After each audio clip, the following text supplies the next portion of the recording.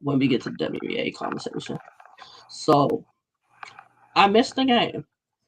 Like it was, I see it was a nail biter. I did see that. Um, It was 1 point win um for USA. yeah, like uh, that's that's one of those that it's just like that lets you know how good overseas is. Like the players, as far as overseas are now with that. I mean, yeah, that's true. I mean, the game is growing globally. Honestly, man. I mean, people may not be in tune with it, but you're gonna have to, man, and especially with how good of a Team USA has been for like 20, 30 plus years. Like they understand the history that they have winning multiple gold medals.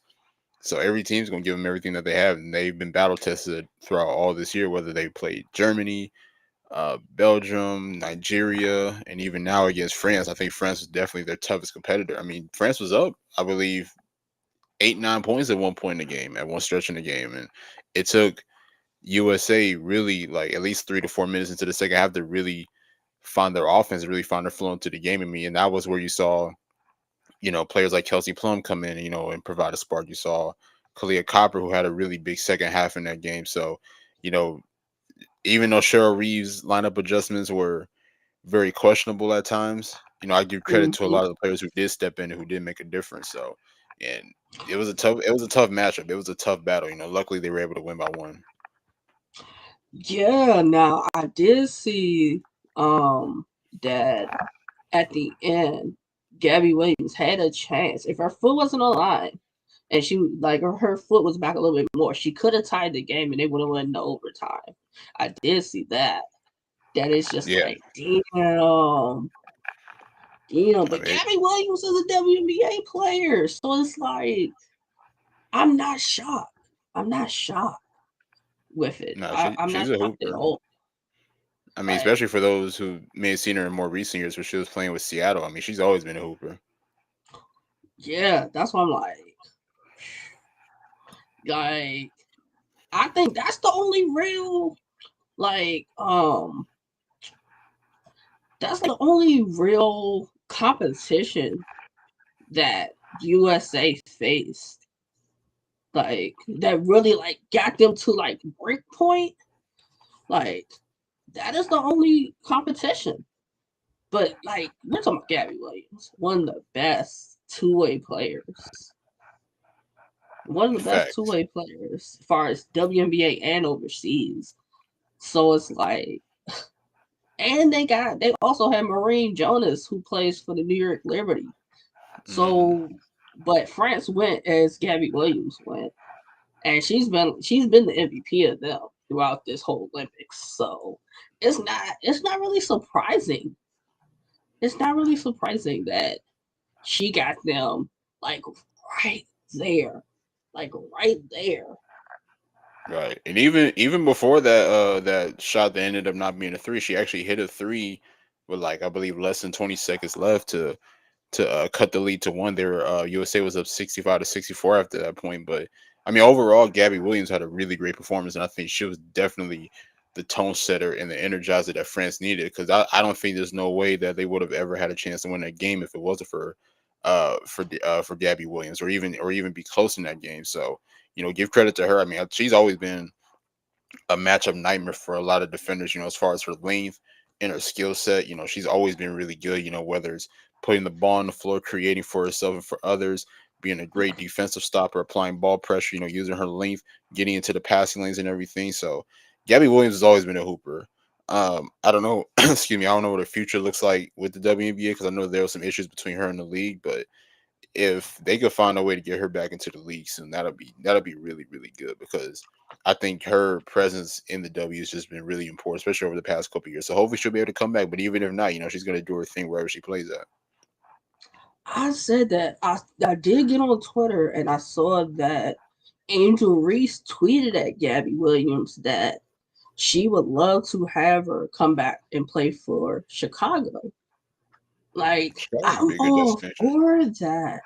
I'm all for that. If financially they can make that happen, I don't know if like financially they can afford her without possibly having to waive a player, but get add Gabby Williams to their mix would be amazing. It would be amazing. They would definitely have to make some trades or possibly waive some players to enable to even acquire her. Just because I mean, Chicago's already they already have a plethora of guards and wings that they already have. You know, with Michaela Onyenwere, Diamond the Shields. You know, there's a couple others too that play that same position. But I mean, if you ask me, Gabby Williams is definitely better than both of those players that I just mentioned. And I think honestly, she would be a huge asset. When you talk about her, the combination with her, Angel Reese, Kennedy Carter, Dana Evans, and you know, like that young Chicago team. I mean, Chicago's on the rise. I mean, they're one of the top 8 seeds in the WNBA. You know, as we kick off the second half of the year, so you know, and I think Teresa Weatherspoon has definitely done a tremendous job of being able to develop that team and even putting them in this position that they're in now. So, I mean, Gabby Williams would be a huge addition for this team. You know, if that were a possibility. I mean, I know that Angel Reese is trying to do some recruiting, but hey, if she's able to successfully do it, I mean that'll be a huge pickup for them.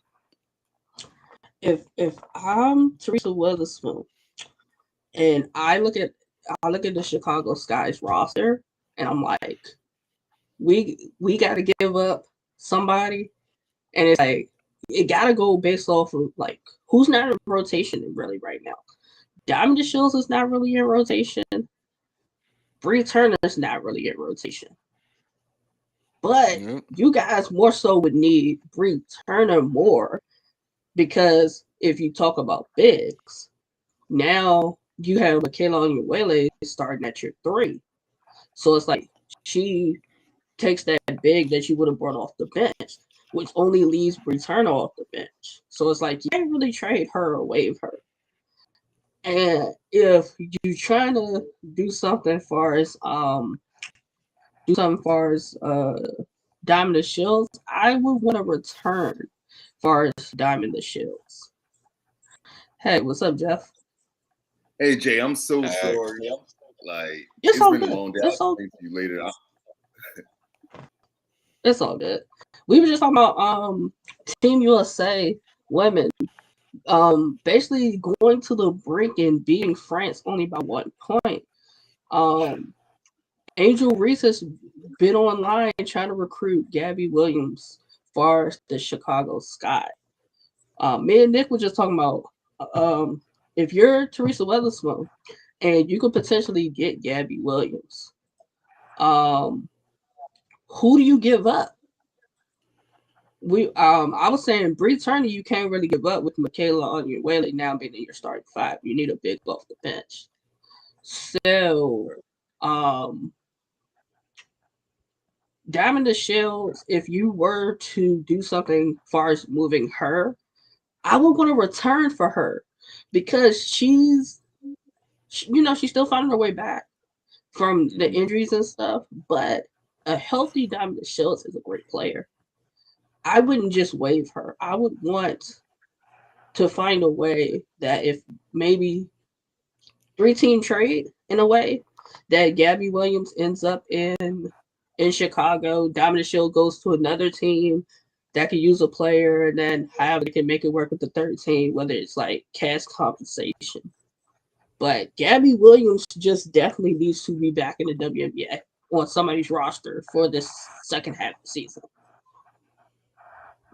Absolutely. I think this Olympics definitely showed the need for expansion, and I'm glad that 2 teams are coming soon. Um, yeah, I think I would probably. I know the Shields had higher moments before the injuries and things like that. I understand, but it's kind of a "what have you done for me lately" type of league. And yeah, I think I would pull the trigger. I would move the Shields for Gabby Williams, in my opinion. I would too. I would too because I've noticed like Diamond Shields was playing. She was in rotation, and then like when Kennedy went from being on the bench to starting, I noticed even with Diamond Shields, her playing time just went to she wasn't playing at all. So Right. it's like she's out of rotation. And it's like I don't think it's anything she's done. I just think with how they're going about the team, she's still going to be out of rotation because now you just did the trade that you traded away Marina maybe to the Connecticut Sun, and you guys just got Rachel Banham and Mo Jefferson. So I think even Rachel Banham's going to be off the bench quicker than Diamond Shields now. Right. So it's Yeah, like, things. Oh, sorry. no, go ahead. Things definitely change year by year. So although we know the Shield's talent level, fit wise with Kennedy's improvement, that just changed a lot of things. Like it made them look at Mabry like, hey, she's expendable.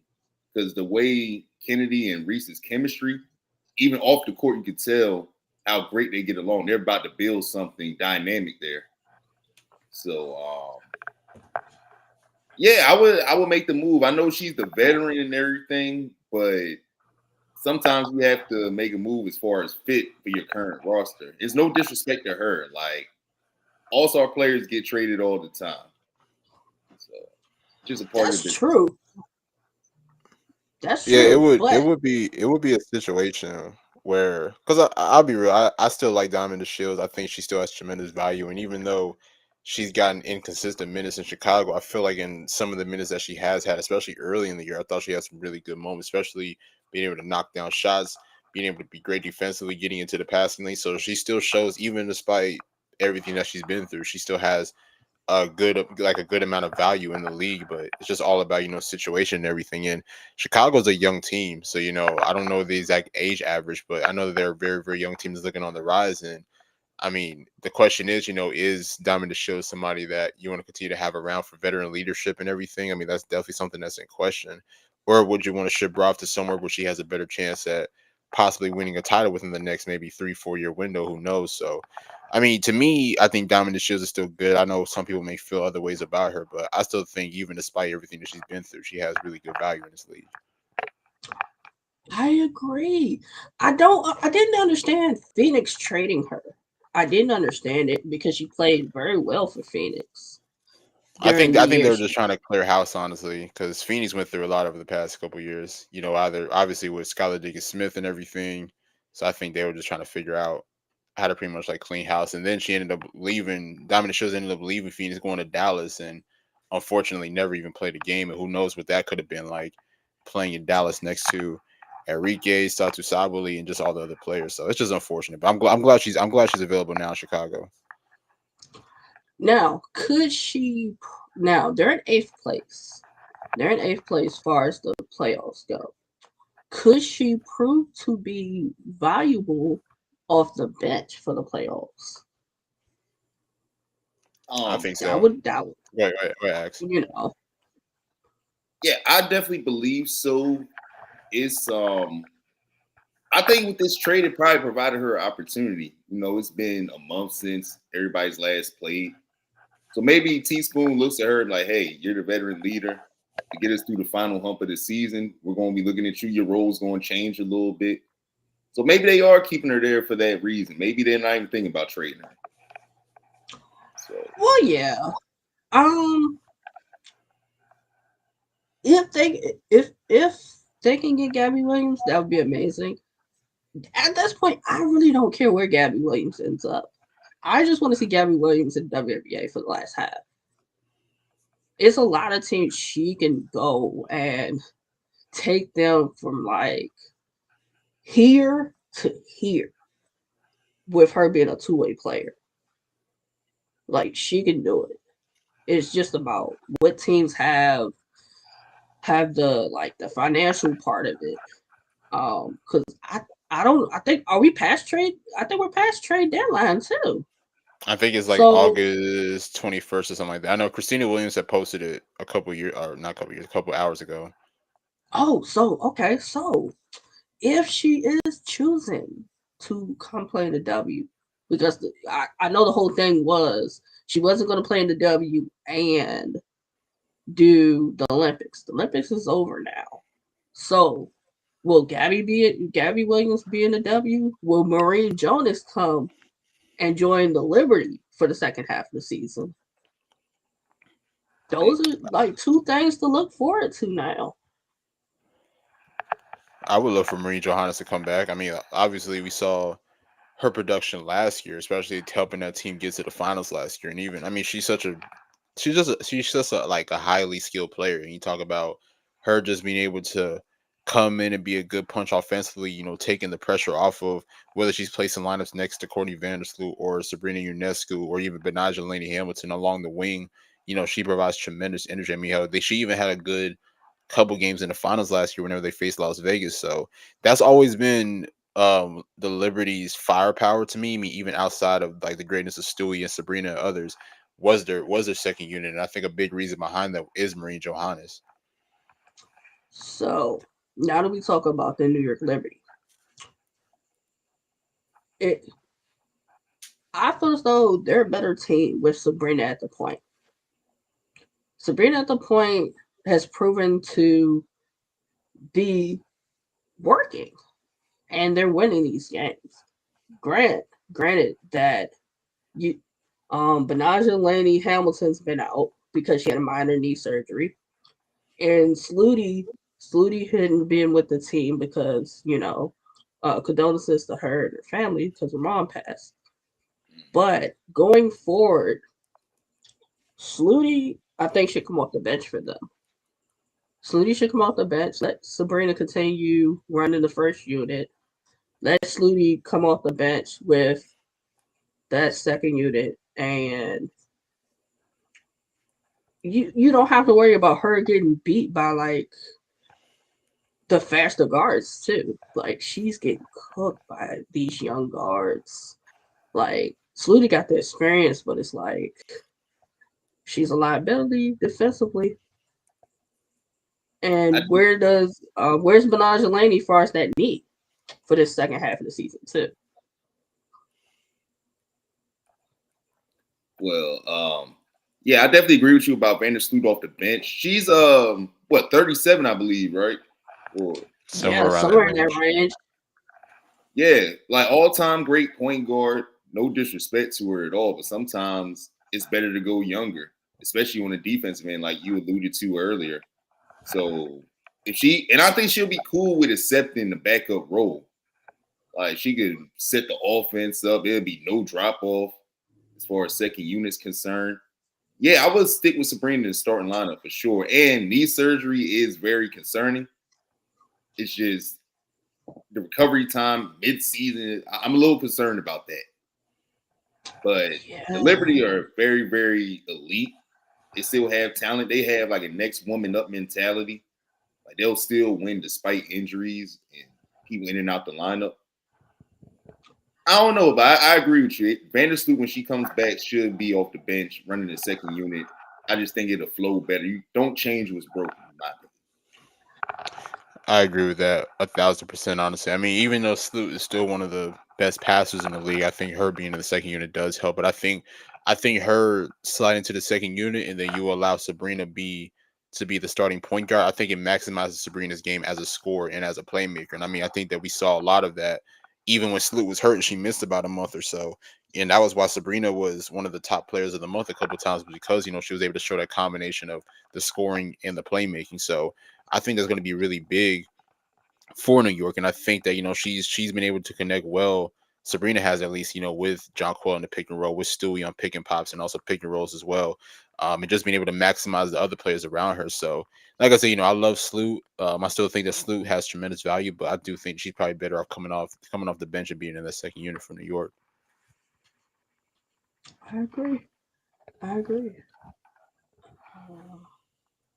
Now, go ahead. Honestly speaking, I don't know if we touched on Connecticut yet, but I like that move that they made for Mabry. And I'm a little bit biased, I'll be honest. I went to high school with Breonna Jones. So I'm pulling for them to finally get over the hump. They've been so close. over these past few years. They're like kind of like the bridesmaids, never the bride. So I'm kind of hoping that they pull through. I like what they did as far as Mabry trade. Love the inside out combination they have going on, the intensity they play with. Lissa Thomas does great things. Tawana Bonner at her age still playing at this level is ridiculous. Like that's somebody I'm probably gonna do on the Bridge and the Gap episode. She's been great for so long and it just flies under the radar. And at 37, she's still playing at an elite level. So I don't know. I like what Connecticut has going on. Yeah, Connecticut's gonna be good. I like the trade for Marina, and the reason why I like the trade was because I think they needed a second consistent scorer. Outside of Dewana, you didn't really have a real second consistent scorer. AT could get you buckets, but AT's not gonna get you like 20 points consistently on a nightly basis. So now you have Dewana, and now you have Marina, who is a shooter and who can get hers, and she takes a lot of pressure off the other players as well. So I like it a lot, honestly. I mean, I think that it's kind of weird to see how she wanted to leave Chicago and get traded out of there, but now I think she's in a better position where she can get a title. And it's like you said, Ax, Connecticut's been in that situation over the past couple of years where they just couldn't get over the hump. They got to the finals in 22, they lost to Vegas, they ended up losing to New York last year in the semifinals. So now I think, obviously Marina, I'm not gonna say she's like the biggest difference maker, but she definitely is a big punch offensively that the team needs. Now, the question that a lot of people are having, Connecticut's played very well having Ty Harris as the starting point guard. Getting Marina Mabry, do you switch that? Or does Marina Mabry kind of just 6 woman off the bench and be that punch you need off the bench now? She could be 6 woman. I think 6 woman is honestly a really good situation for her because, it's like I said, Ty Harris has been playing well. I don't think you switch that. Dejanay's been playing exceptionally well as well, especially defensively. You can't switch that as well.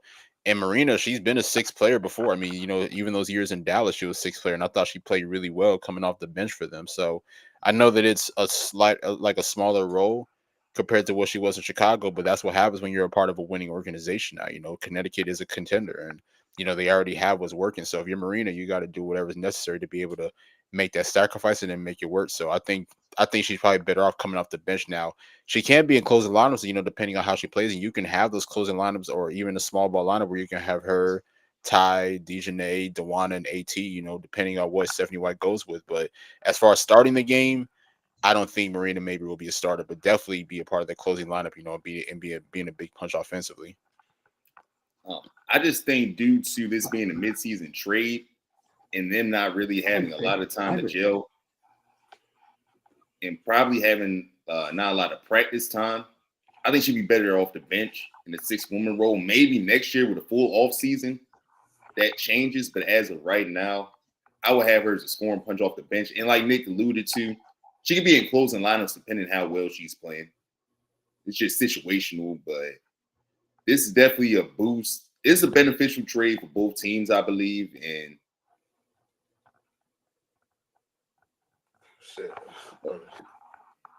I didn't know where you went, but it's beneficial for both teams. And I think she needs to embrace that 6 woman role. I mean, it's like I said, she's already been in that before, so it's not a new situation for her to where she's been a starter her whole career, and then now they're forcing her to come off the bench. Like, no, like I said, she was a sixth player in Dallas, and I thought she was really good for them, being a good that good scoring punch off the bench. So I think it'll be the same situation in Dallas, honestly. And I think that it'll be beneficial for her because I think it takes a lot of pressure off of her because I think that we've seen even in Chicago, like there was expectations for her to possibly become a top scoring option. And even though she is a great scorer, I don't know if she's somebody that could lead your team to success, playoff wise. So I think now her going to Connecticut and now she's playing next to great players like AT, Dewana, and others. I think she's in a really good situation where she can be a really good offensive juggernaut, coming off the bench for them. I agree.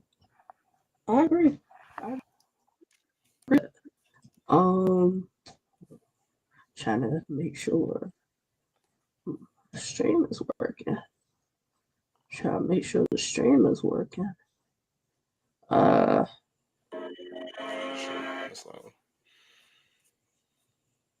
That's what I'm trying to make sure. Trying to make sure the stream. Yeah, I agree with that.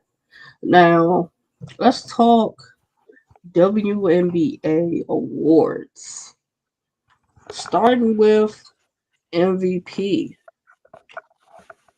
we have Asia Wilson, we have Nafisa Collier, we have Brianna Stewart, we have Alyssa Thomas. Who's your pick for MVP and why? I think I'll be. I don't think it's close. Honestly, I mean, it's got to go to Asia Wilson. I mean, if we're gonna be honest, and I mean, it's not a knock to any of the other players. I think everybody else has been playing exceptionally well. I even pointed this out, and I'm going to continue to keep pointing this out. I think Kalia Copper should be in the MVP candidate as well. You know, especially with what she's doing in Phoenix. I think that she's playing the best basketball of her career in Phoenix right now. Give credit to the organization for really helping maximize her game. But to me, I think Asia's just on a different level that nobody else is at. It's like Asia's right here, and then everybody else is like a tier below, honestly. Leading the league in scoring, averaging a double. Has scored 20 plus points, and I think like at least like 85% of the games or something like that. And I think that she's taking her game to a whole nother level. I mean, obviously last year not being able to win it definitely put a chip on her shoulder. And this year, you know, she's came back a monster, honestly. And I think Asia Wilson right now is playing her best basketball. And it's crazy to even say that considering, you know, everything that she's accomplished, you know, leading up to this season. And I think right now, I mean, I think if you ask me, I think it should be unanimous, honestly. I mean, and it's not a knock to everybody else, but I think Asia is just on a different level compared to everybody else. Yeah. I'm gonna agree with Nick. Not to knock anybody else, what Nafisia's doing in Minnesota, and we'll probably touch on that later. I do believe they're legitimate. Like, shout out to her, shout out to Copper. Have, like Nick said, best season of her career. But Wilson's averaging 27 and 12. I can't recall anybody ever putting up 27 and 12 for a full season. And then, like, with the Chelsea Gray being out for so long, the way she's been able to keep them afloat during that whole situation, the intensity she plays with. And like Nick said, this is kind of her prime. And just the way, the ease of the way things look when she's out there. Every time she's out there, you're like, yeah, that's the best player in the court.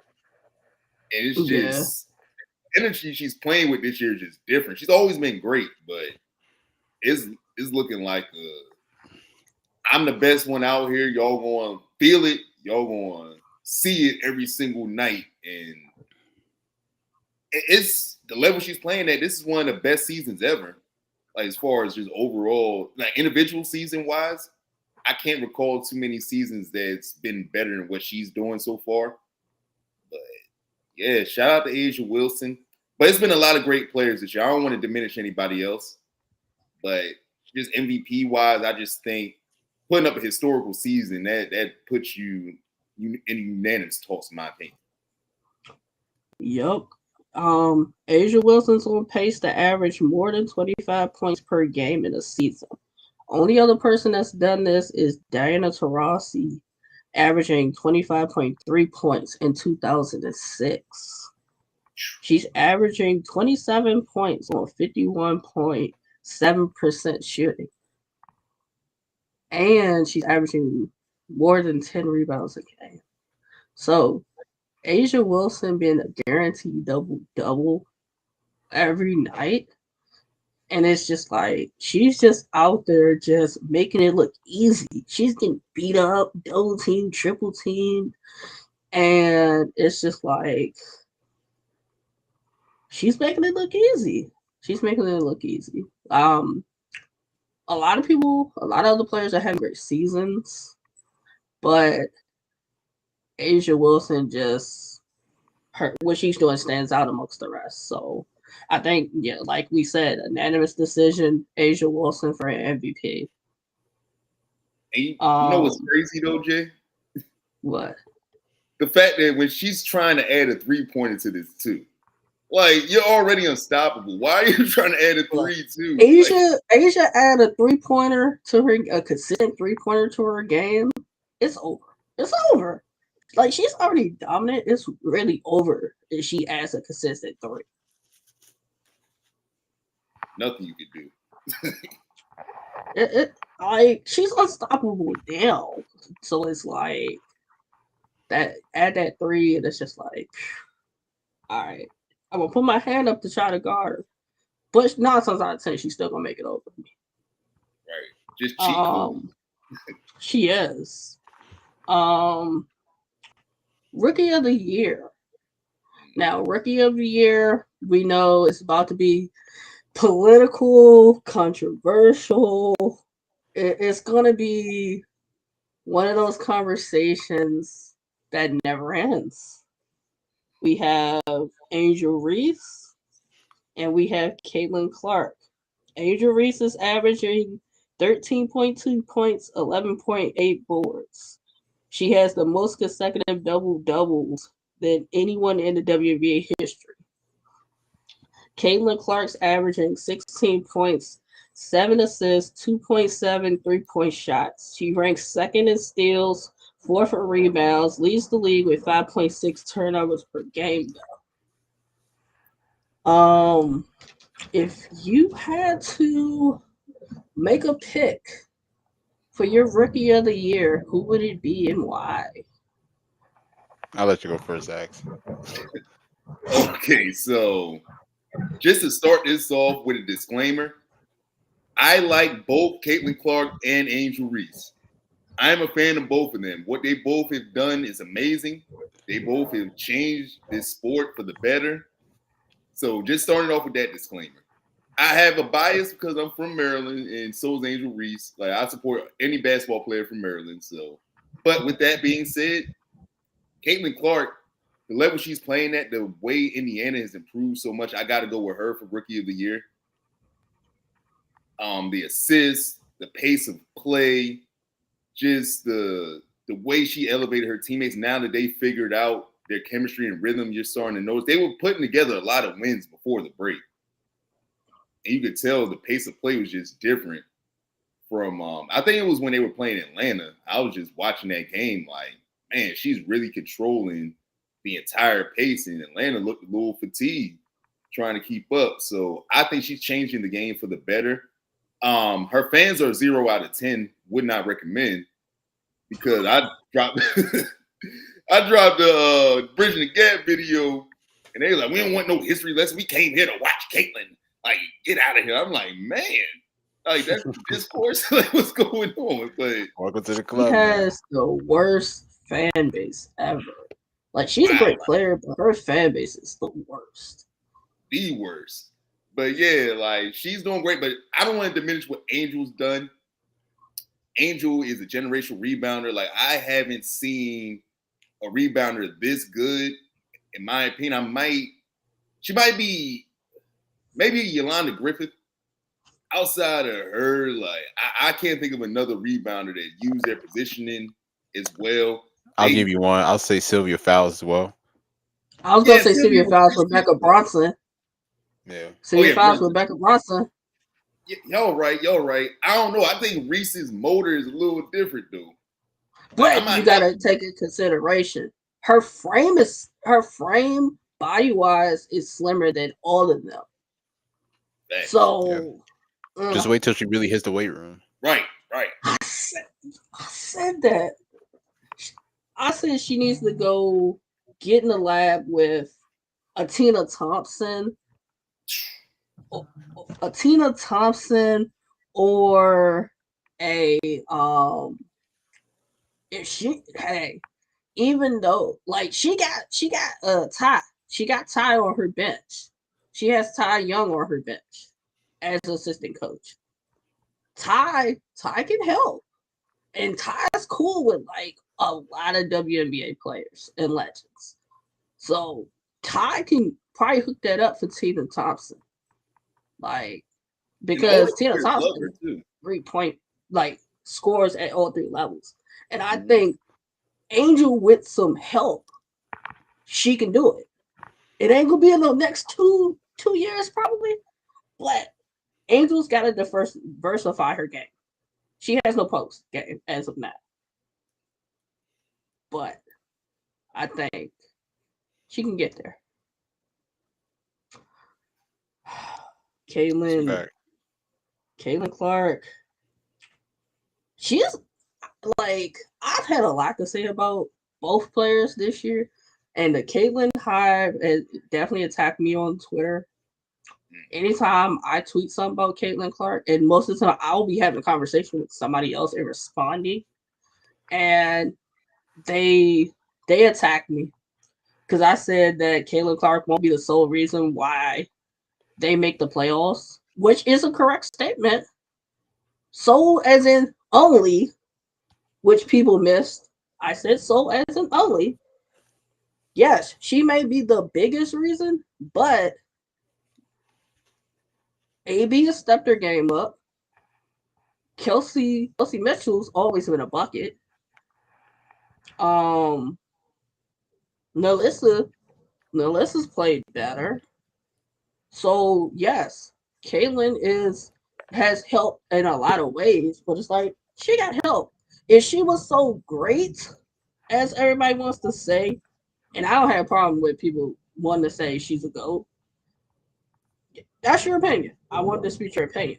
But she can't be a GOAT that hasn't won anything or done anything in the league yet. That's my only pushback to that.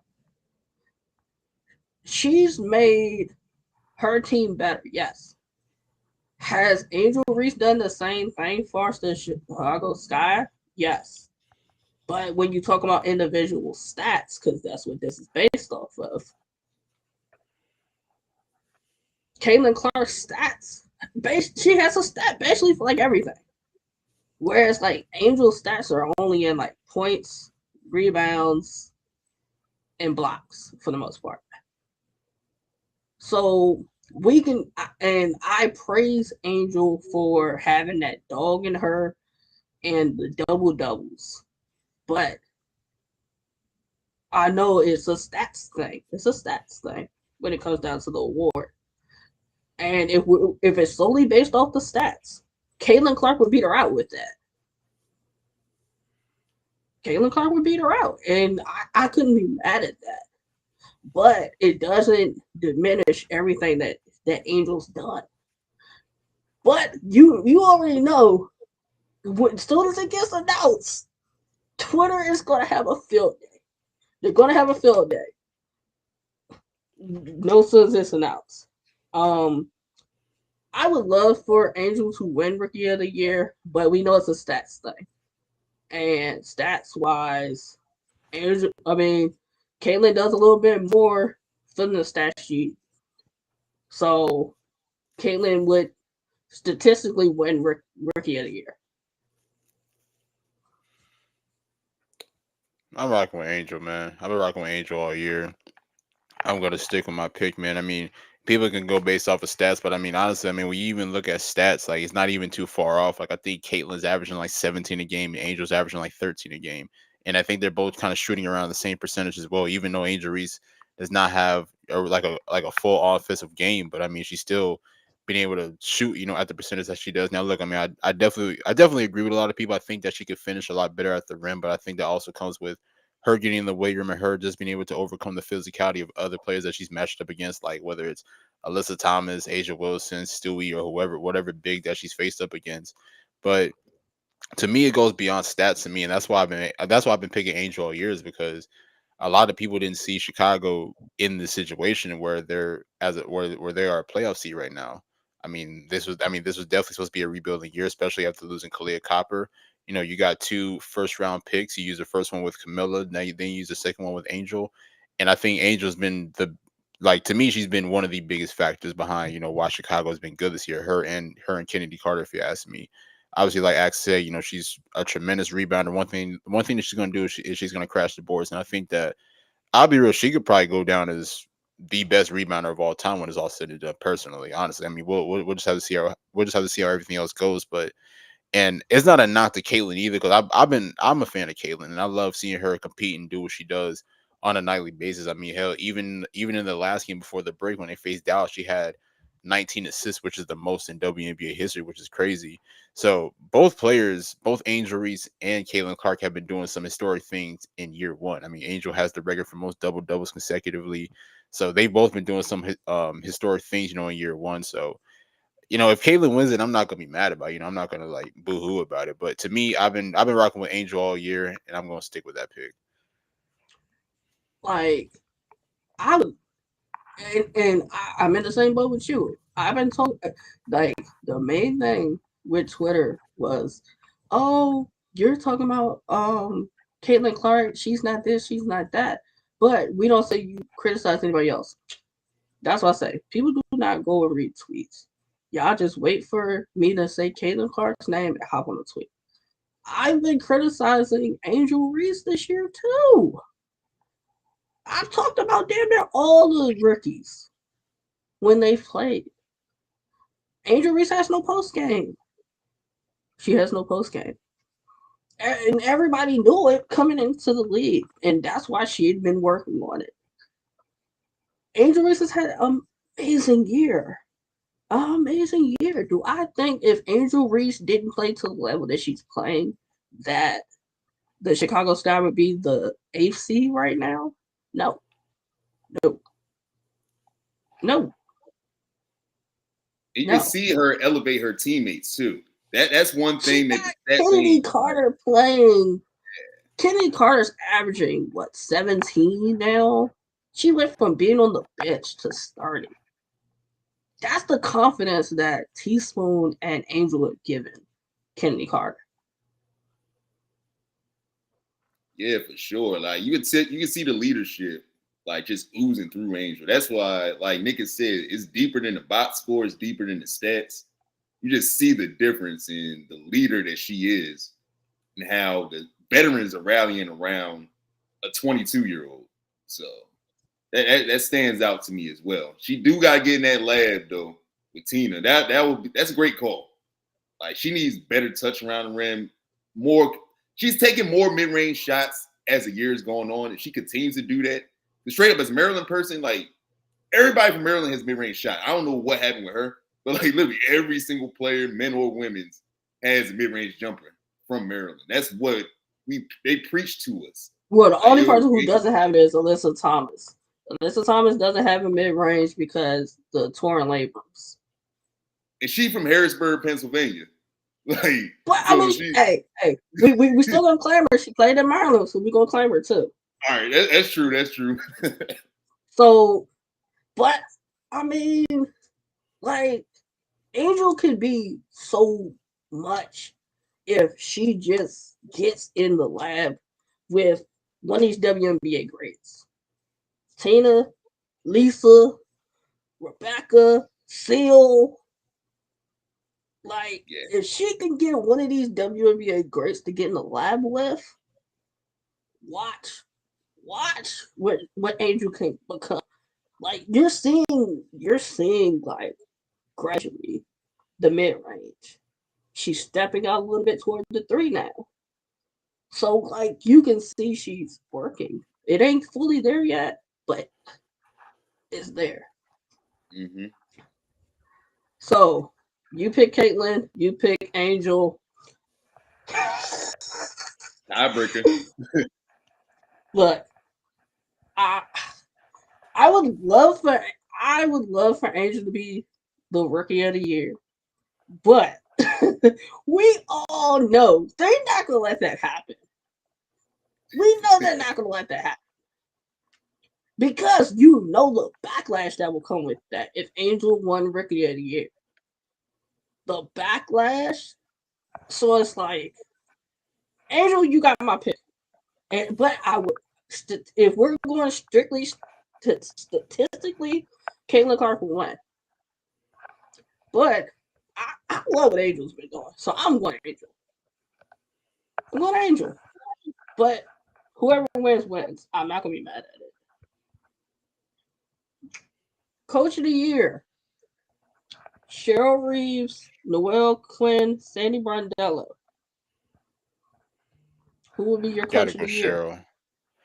Gotta go Cheryl. I mean, even despite how mid of a coach she was, for Team USA this Olympics. I mean, aside from that, I think she's done a really good job with Minnesota this year. I mean, Minnesota to begin the year, they look like, because it's crazy. I mean, they got a lot of new acquisitions this offseason.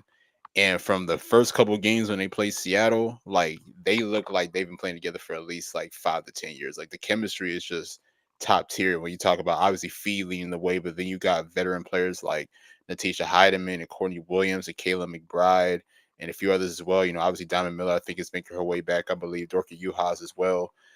So they have a great combination of veteran players who have won at a high level, alongside alongside young players who are young and hungry, are ready to expand themselves in the league. So, and I think Cheryl Reeve has been a huge piece behind that. Honestly, I mean, they've been very consistent. Honestly, I mean, it's been them, and then the Liberty, and it's been Connecticut as far as the top 3 teams in the league. And I think for them to see how much they've grown since last year, because people forget last year they lost their first 6 games of the year and still managed to get into the playoffs. And now you come into this year now you're one of the top contenders in the league. So to me, it's Cheryl Reeve. Honestly, I mean, I know that there's been a lot of other good coaches, like even like Coach Teaspoon has been doing good for Chicago.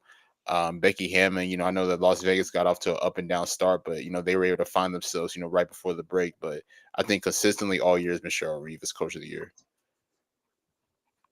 I'm gonna roll with Sandy Brondello to start. Just been like a lot of lineup changes in New York, like I alluded to earlier. The fact that they still played a high level despite high quality players being in and out the lineup, just commitment to her coaching. Yeah, I'm gonna roll with Brondello. And then they got off to the slow start early on too. I remember it was kind of rocky the first week or so, and then they went on that long winning streak. So that's a testament to her. She gets the best out of her players. They always play hard defensively. They always gonna get after it. So yeah, Sandy Brondello. I'm going Cheryl Reeves. She has the Lynx in the third place. They fourth in scoring, averaging 83 points. First in 3-point percentage at 38.6%. Second in scoring defense at 74.4%. Nafisa Collier has been amazing. She's 20-10 this year. You added Courtney Williams and Alana Smith. The chemistry for them two was there because they just came from Chicago last year playing together, and they bring it over to play with Fee. It's amazing. Kayla McBride shooting the 3 amazingly this year. Nafisa Hyman off the bench. Diamond Miller in the games that she's played. Dorka Juhas. Like, they solid starting 5 and a solid 3-4 off the bench. Like, I look forward to them in the playoffs, and they're gonna be a tough team to beat. If Nafisa Collier continues how she's playing, they're gonna be a tough team to beat. Salute to Noel Quinn. Noel Quinn, you got NECA and Skylar Smith to come there. It's they've been kind of up and down. I thought they would have a better record adding 2 all-star players to Jewel Lloyd. New York, like Sandy Bardello has New York playing amazing. Teaspoon has Chicago playing amazing. I think people had them in the. I think people had them borderline. I don't know if people automatically put Chicago in the playoffs. Even being the AFC, that's a testament to Kennedy Carter, testament to Angel Reese, Camila Cardoza, Elizabeth Williams too, even before her injury. But yeah, Cheryl Reeves definitely 6th player of the year.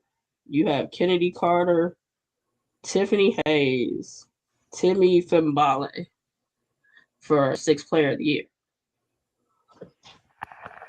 I'll probably say Tip. Only reason why I'll say Tip, I would normally go with Kennedy, but Kennedy had just recently got inserted into the starting lineup, so I don't know if she'll probably win it, but I'll probably go with Tip Hayes. I think Vegas acquiring her at the time that they did was very important because at the time they didn't have Chelsea Gray because she was out with injury. And I think a lot, like even outside of Jackie Young and Kelsey Plum, I think they needed another initiator, especially in that second unit. and Tip was one. You know, I mean, obviously she was with Connecticut last year, then announced her retirement, and then I guess she decided, hey, I'm not done yet. So now she's in Vegas, and I think she's been really huge for them. Like I said, you know, she's a really good initiator in that second unit. She can create for herself and be able to create for others, and I think that that's been able to help that second unit tremendously. So that's my pick, honestly. Like I said, I would love to go with Kennedy because Kennedy's been having a really great year, but just recently Teaspoon put her in the starting lineup, so I think that kind of diminishes the case of her being able to win it. Well, technically, she still can win it because she's come off the bench in 12 games. She's only started 6, so that still left her in contention to be 6-1 of the year. It's interesting, yeah. But Yeah, like you said, she has started these games, so but I still think, yeah. Yeah, main thing I was thinking was the game's threshold, and I'm glad you cleared that up for me. So I'm definitely gonna go with Kennedy Carter. She made Marina expendable, and just the way that the chemistry is on the court when she's there, like the attack downhill, the energy, the pace of play with the team is different. It's just a different energy, and they, even though it didn't start off as 6 woman of the year, she's kind of made herself a pillar for the franchise. Um, Due to the amount of games she did come off the bench, if she's in consideration, that's her award. Like, I don't even think it's close if she's in consideration. If they look at her as a starter, then I would probably go with Tiffany Hayes, but I'm going to say Kennedy. Yeah. Seeing that she's still in contention with it, I'm going Kennedy Carter. She's averaging 15.3 on 50.2% shooting. She just met the qualifications for it with the only has started 6 games.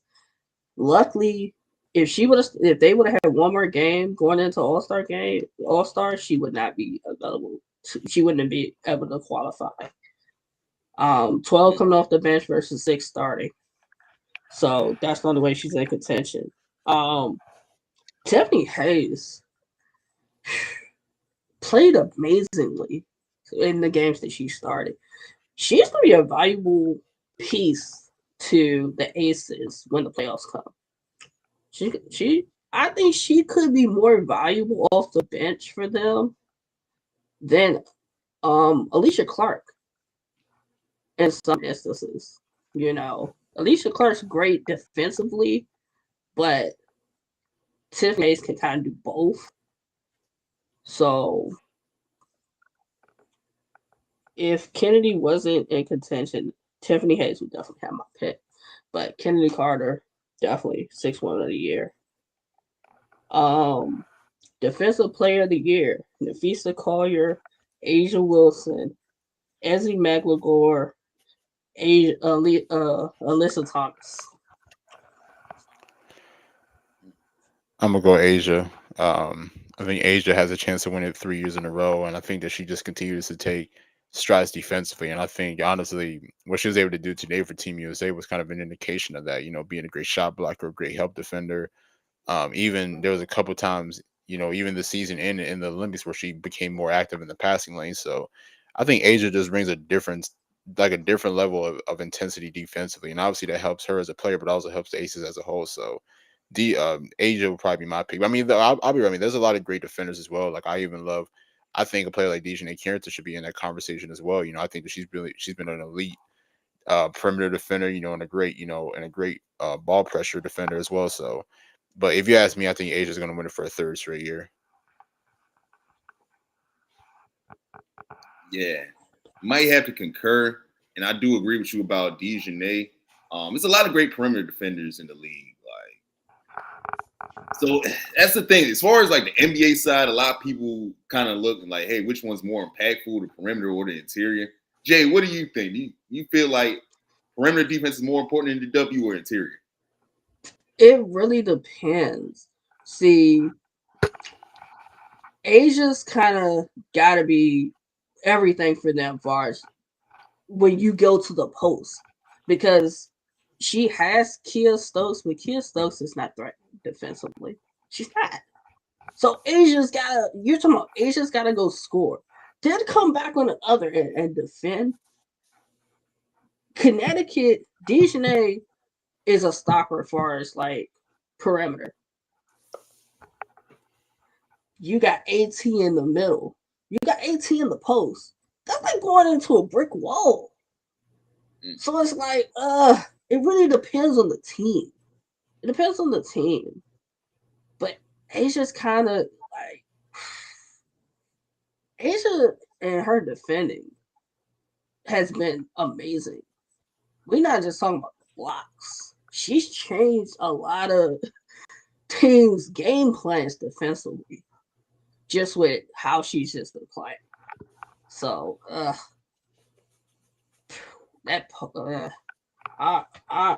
can't say perimeter. I can't say perimeter.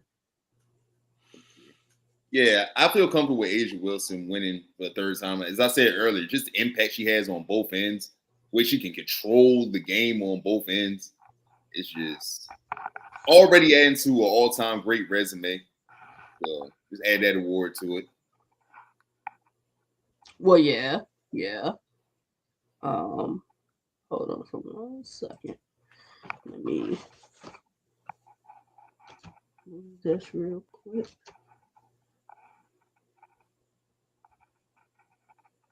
Let's see. Can I just on it and this? All right.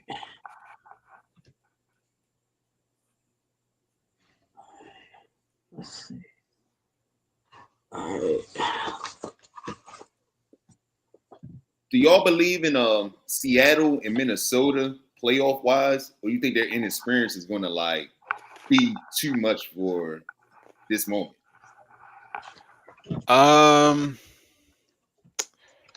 Honestly, kind of tough. I'll say this: I believe in Minnesota probably more than I do Seattle, and it's crazy because even during the offseason when Seattle got NECA and they got Skyler, I was thinking, okay, yeah, this is a team that could really be on a hunt for a championship. But I still think, and I mean, they've been good this year, but I still think they're trying to figure things out. And I think honestly, and I'll say there's also another reason why I don't really believe in them a lot is because I feel like we haven't really seen the best of Jewel Lloyd. Like Jewel Lloyd has had good, decent moments, but I've always been on record saying that Jewel is the best scorer in the league by far, if you ask me. And I think that we haven't really seen that.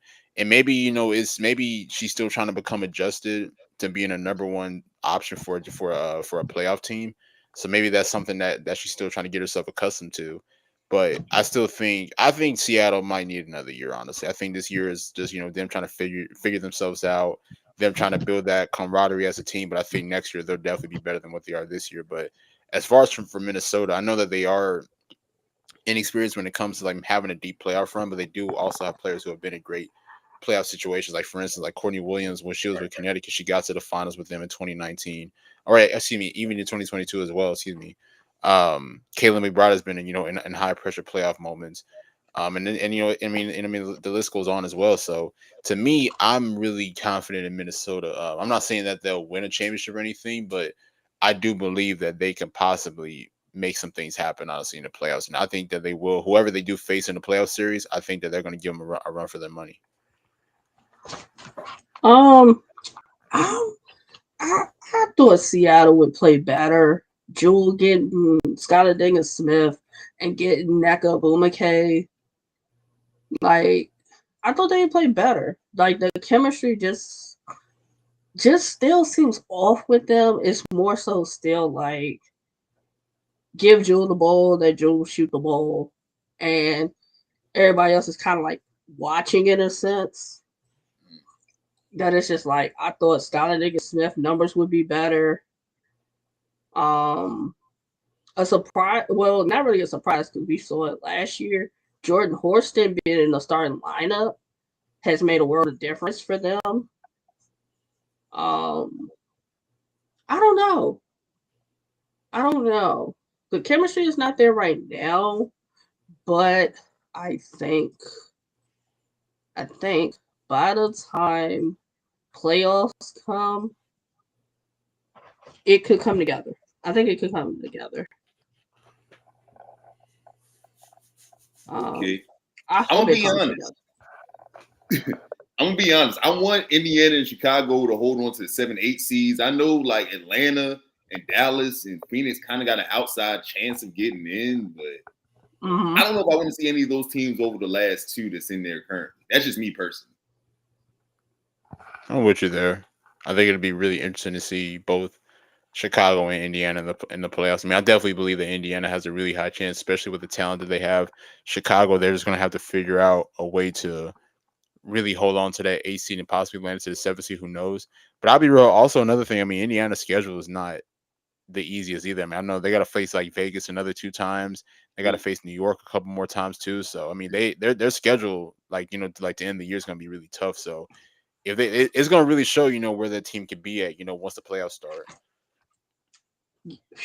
Indiana got 14 games left. 14 games left. 2 with the Aces, 2 with the Wings, 2 with the Dream, 2 with the Lynx. The Mercury, the Storm, the Sky, the Sun, the Mystics, and the Sparks, they all play one time. That's not an easy last 14, 15 games. That's not. My biggest thing for Indiana in the second half of their season, Caitlin's got to shoot the ball more. She's got to shoot the ball more. Some of her turnovers come when she holds onto the ball, waiting for like the teammates to move around, and they don't. Shoot that joint. Let it fly. Hashtag let it fly for Caitlin Clark. That would be my advice to her with the second half of the season, going into the playoffs. Let it fly. You see Kelsey Mitchell's getting her shots. You need to be doing the same. Like, she's scoring, but it's like, let it fly. When on broken plays, instead of passing it with 4 seconds left, let it fly. Let it fly. Simple as that. But Indiana and Chicago, if I'm one of these other teams, I might not want to face them. Even though they're young teams, I still might not want to face either one of them. Like, I'm not gonna. It's possible one of them could get a win on a team in the playoffs. They can get a win on a team. We see any given night a team could, like, the Sky beat the Aces already this year. They beat the Aces once, so anything's possible. But I would want Chicago to try to, if they can reign 8th and Indiana reigns 7th, they're in the playoffs. They're in the playoffs. They both got like 15 games, try to go 9 and something. 9 and something out the remaining 15 games. 9 and something. Dope. To go from one of the worst teams, both of them, to the playoffs the very next year, that just shows how impactful both of them are. Which is why I hate the discourse about you gotta like one or the other. They both have done an amazing job in putting their teams in this position. So that's why I'm hoping they hold on. Like, I know Atlanta, like Dallas is probably gonna be a little dangerous. They're getting Satu Sabale back. Satu coming back changes a lot for the Wings. Enrique doesn't have to shoot as much. You got another scorer that can, and she presents a matchup nightmare. She presents a matchup nightmare with some players. So they're not in the playoff position because they're like 6 and something. They can make a strong push, but I still don't see the Wings making the playoffs. I hate to say, like, only with 6 wins, I don't see them making the playoffs. But they're going to be exciting to watch for the second half.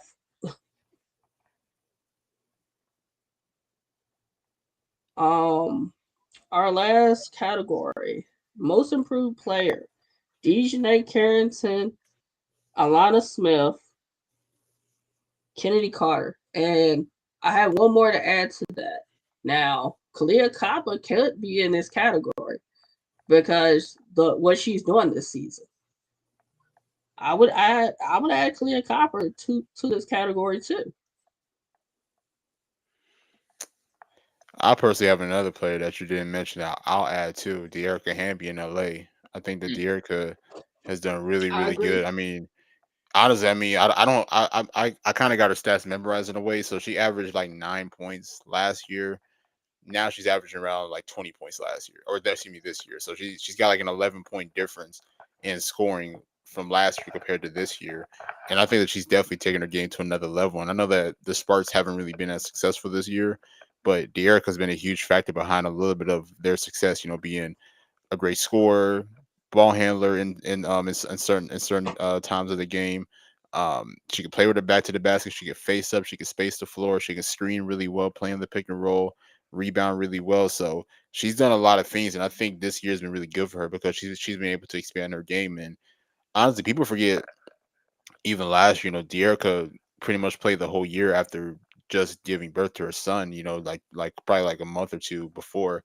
So now that she's had a full year to recover and get ready for this season, I think that she's been on a different level this year. So if you ask me, that's my pick. Honestly, I got De'Erica Hamby, but I don't think it's a knock to anybody else. I mean, Kennedy definitely deserves to be in that most improved player list. DJ and Carrington the same way. You mentioned Kalia Copper. Like I said, Kalia is playing her best basketball as well. But I think when you look at stats and everything, and you look at just how big of a difference that she has been individually, I gotta say De'Erica Hamby. Yeah. All right. So as far as your list, Copper, just my opinion, if you got a Finals MVP under your belt, I don't know if you could be in this category.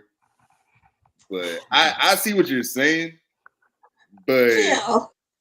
like, Copper's one of my favorite players. Like the fact that she's even adding a three ball to her already potent offensive game is ridiculous.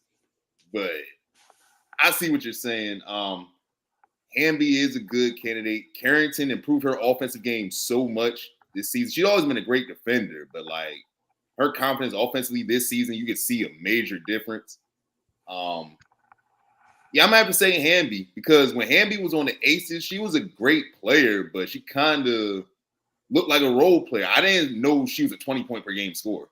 And the fact that she's like grabs it off the glass and can take it up, set up the offense, I didn't know she had all of that in her game.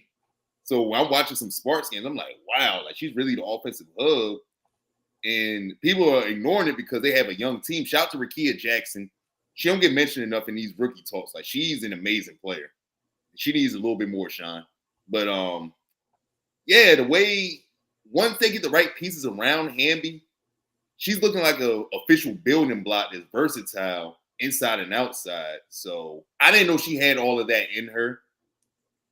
So yeah, I'm going to have to say Hamby because she went from looking like a kind of a role player to an Olympian, all-star caliber, franchise building block. Like it's crazy. I didn't know she had all that in her. So yeah, Hamby. So Hamby's what?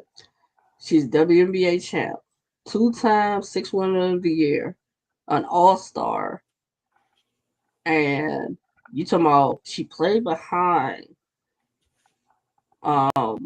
Candace Parker when she was there. He played behind Asia Wilson, who's like the greatest player right now.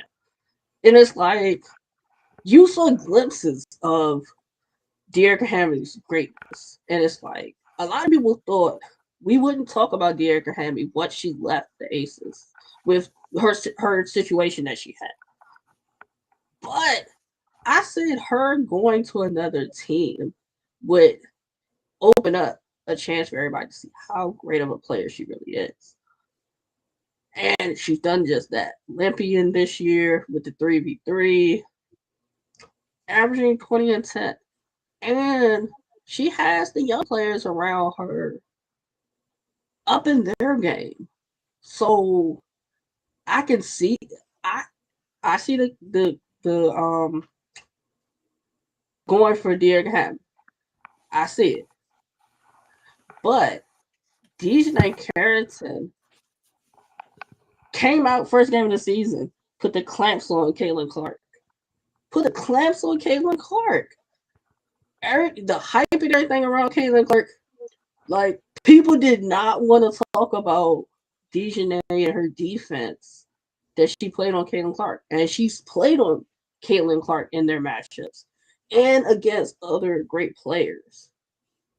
I think if Dejanay doesn't play great defense some nights on some of the top players,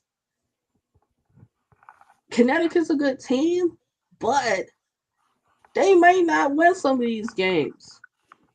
And then her offense is fueled by her defense. So I would go Dejanay.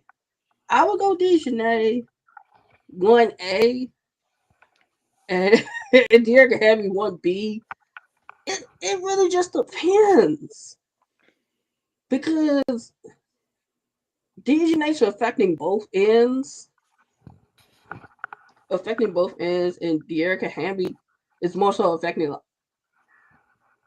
She's affecting both ends, but not in the same way, I would say. I would go Dejanay Carrington.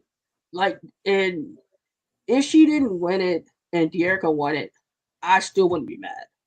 I still wouldn't be mad with it because they both are having amazing breakout seasons.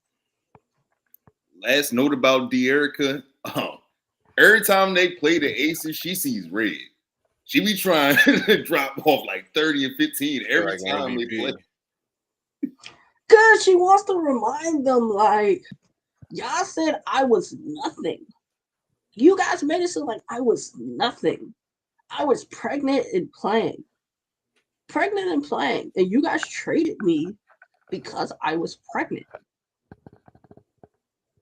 And we still don't know the full verdict of that situation.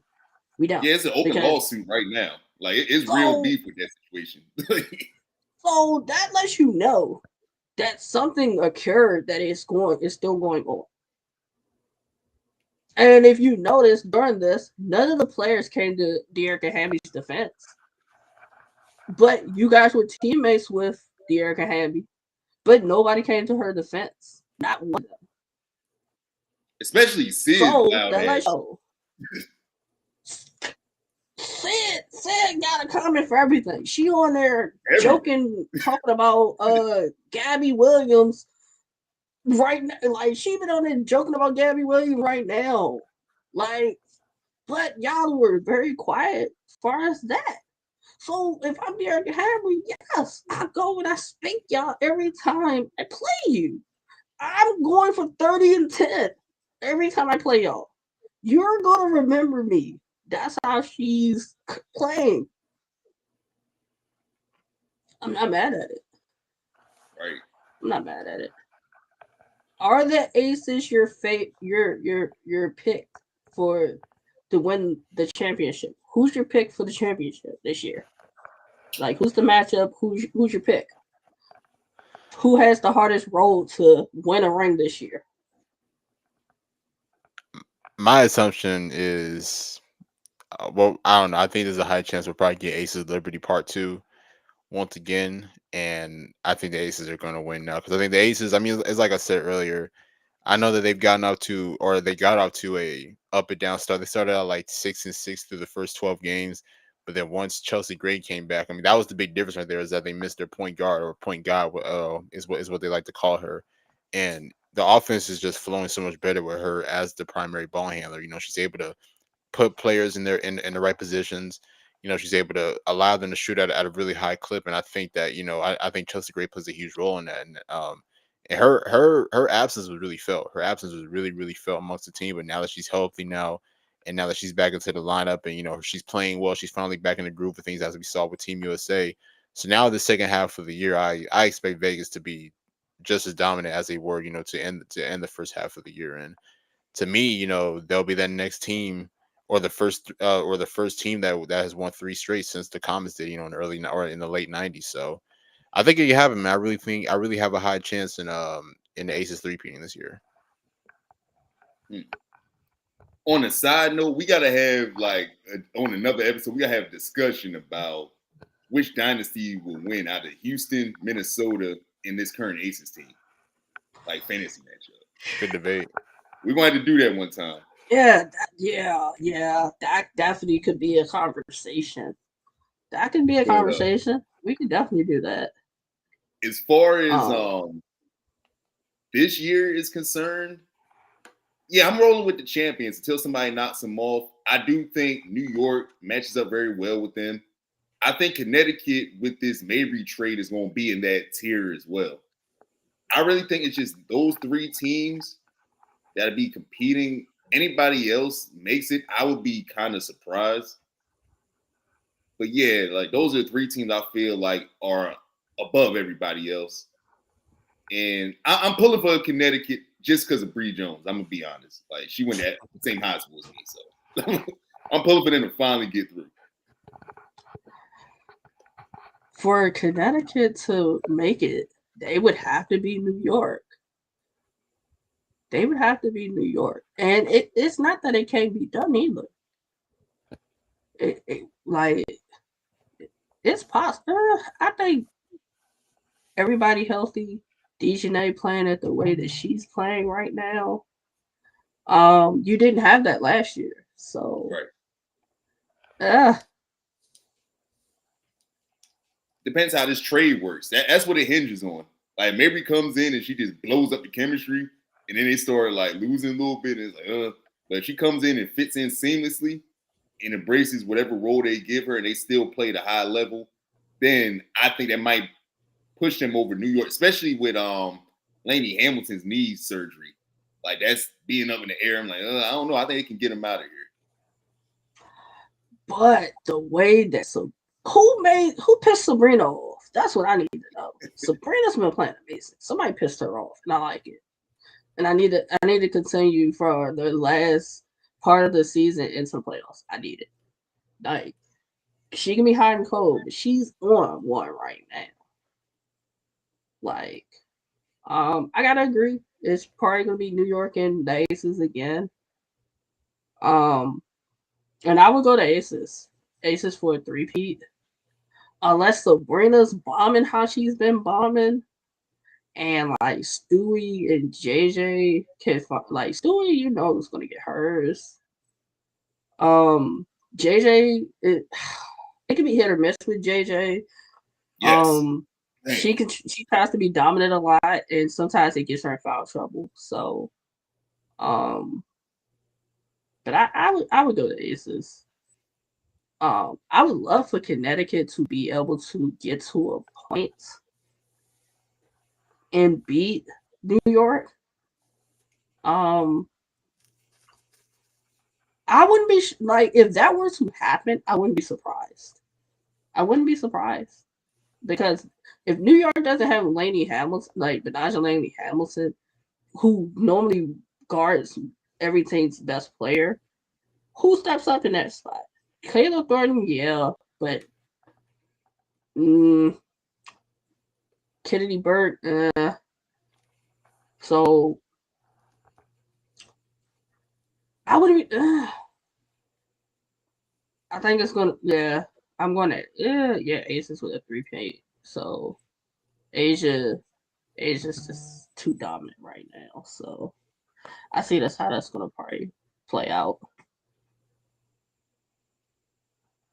Um, any other things y'all got for me? Anything else? Just appreciate you having us on the show. In all honesty, Facts. I'll explain to you why it took a little while for me to get on. I'll explain offline, Nah. but just really appreciate you. I had fun discussing the W. Been a fan for a while. Also, like if you're on Twitter, my page is Unstoppable Acts. I have a series called Bridging the Gap. It's basically highlighting underrated players from multiple decades. I feel like the media has been too negative as far as covering basketball. And I just wanted to show appreciation. It's 1 to 2 minute clips talking about career accolades and highlights. I have highlights playing at the same time. Like I don't curse, I don't demean these players while I'm doing it. So if anybody's just a basketball fan, follow. I try to post 5 to 10 per week. I try to do WNBA, 70s and 80s players and 90s and 2000s players. I'll have more coming tomorrow. The last one I did was Cynthia Cooper. So I try to do at least 5 to 10 per week. So thank everybody for support. Facts, man. Make Always. sure to check out my guy Axe, man. He does a really good job with that Bridging the Gap series. Jay, appreciate you for having me on, man. It's definitely a pleasure talking WNBA with you. Whenever you want to talk hoops again, I'm always here. Make sure to follow me on X and Nick Andre ATR. Do a plethora of things. I host a couple podcasts. First, for Love of the Game. The next is the Best Damn W Show, which is a new WNBA podcast. Make sure to check that out. And then, of course, I write articles as well, so be sure to check that out. So, yeah, just follow me on X, and then you'll see all my content from there. Yeah, this was fun. We probably maybe closer to like when playoffs come, like right when the playoffs matchups come out, we can kind of like talk about those and with that. And then do y'all watch women's college basketball? Yeah, Yes, Nick actually totally. covers it. Mm-hmm. We can have a conversation because I've Let's do been it. doing the series of like the top 100 players as far as like preseason.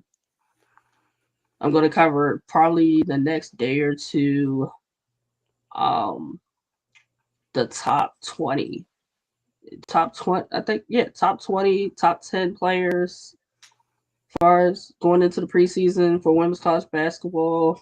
I've been doing WNBA Talks with Jay episodes. The next one, I'll probably talk about the Washington Mystics, which will be Monday at 5 p.m.